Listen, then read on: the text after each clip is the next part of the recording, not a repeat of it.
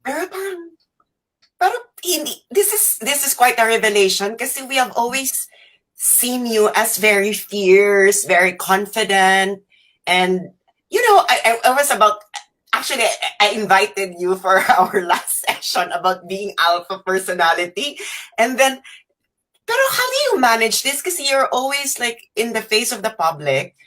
So how do you balance yung I think this is gonna be helpful for a lot of people who has anxiety problem facing the public. How do you handle this anxiety, Mayor Sarah?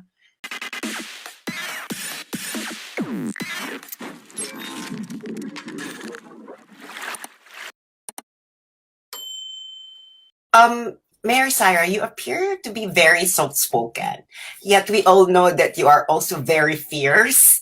Do you see yourself as someone who speaks softly but carries a big stick? Um, Actually, yung totoo talaga, I'm quite shy and reserved. Oh, okay. Of course, my friends would say that, oh, no, she's not shy. But I talk when I am with friends, but with acquaintances and strangers, I'm usually nagka-clam up ako. So, yan yung isa sa mga challenges ko. And then another thing is, meron akong stage fright. Really? Yes. Tama. Severe. Oo nga, no? Hindi niyo napapansin. No, I have severe stage fright na tulad nito. I don't usually do interviews, but I did this for you because I wanted to thank you for all your help to our President Duterte, no? Kasi, yun nga, grabe yung stage fright ko. And it takes a big effort for me to speak, to talk, to go on stage, to talk to people. So, malaki na effort yon sa akin. Through the years, natutunan ko na rin siya medyo i-refine. But I'm sure yung mga people who see through yung persona ko on stage would see na medyo anxious ako, pinapawisan lagi, ganon, because of the stage fright. Pero hindi, this is quite a revelation kasi we have always seen you as very fierce, very confident, and I was about actually I invited you for our last session about being alpha personality, and then pero how do you manage this? Because you're always like in the face of the public.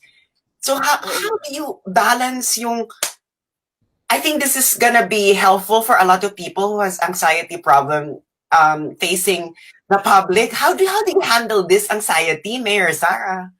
I just suck it all up and then put a face and then go out there. I have to share this with you, an experience of mine. So I was a neophyte.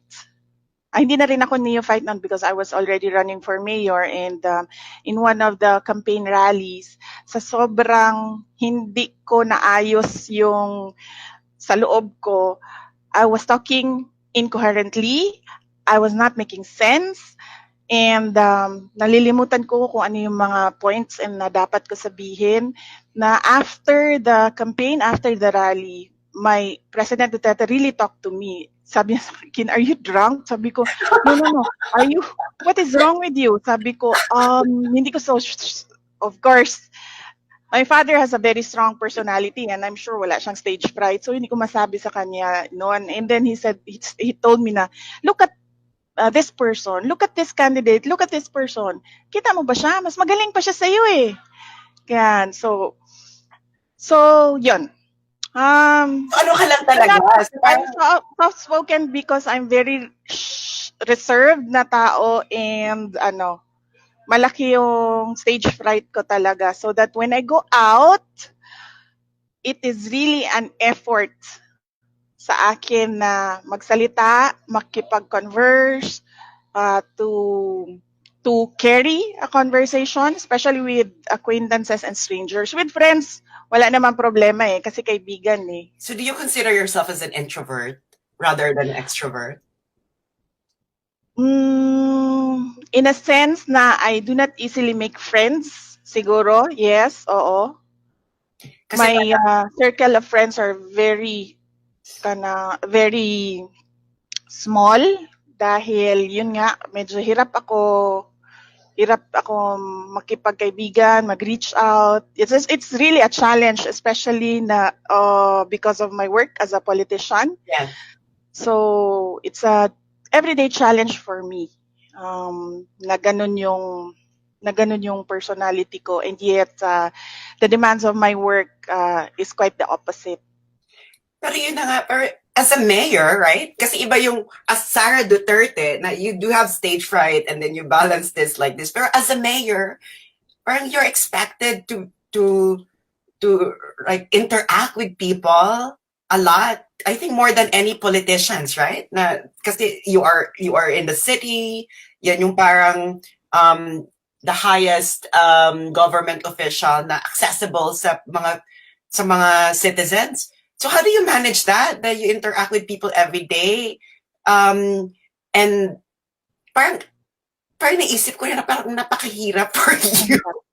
Mahirap talaga. And yes, kung makikita niyo yung the way I am in 2007 and the way I am ngayon, 2020, malaki na rin yung nagawa ko to improve that part of me na mag-adjust ako. Kailangan ko mag-adjust para sa trabaho. Might be the first politician who admits na meron kayong stage fright.